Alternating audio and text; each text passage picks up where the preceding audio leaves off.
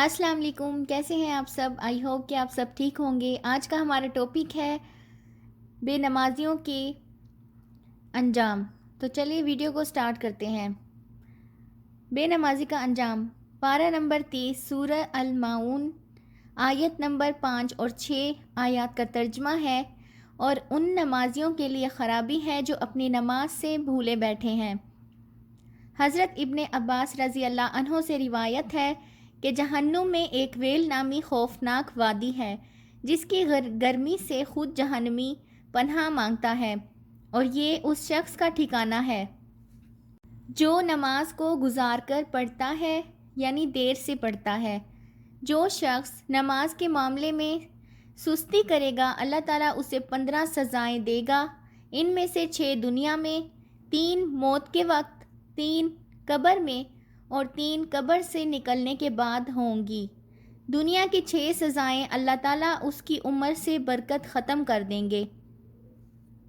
اللہ تعالیٰ اس کے چہرے کے نیک لوگوں کی علامات مٹا دیں گے۔ اللہ تعالیٰ اس کے کسی عمل میں اجر و ثواب نہیں دیں گے۔ اس کی کوئی دعا حق تعالیٰ آسمان تک بلند نہ ہونے دیں گے۔ دنیا میں مخلوق اس سے نفرت کرے گی۔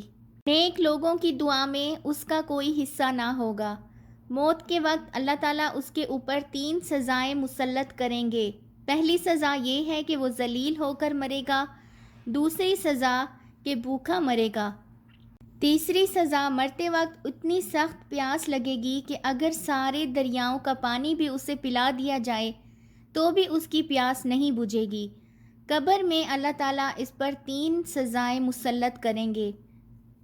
اللہ تعالیٰ اس پر اس کی قبر تنگ کر دیں گے اور قبر اس طرح دبائیں گے کہ اس کی پسلیاں ٹوٹ پھوٹ کر ایک دوسرے میں پیوست ہو جائیں گی۔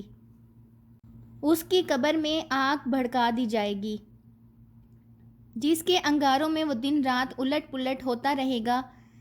اس پر ایک اژدہا مسلط کر دیا جائے گا جس کا نام الشجاع الاقرع یعنی گنجا سانپ ہے۔ اس کی آنکھیں آگ کی، ناخن لوہے کے ہوں گے، ہر ناخن کی لمبائی 1 دن کی مسافت کے برابر ہوگی۔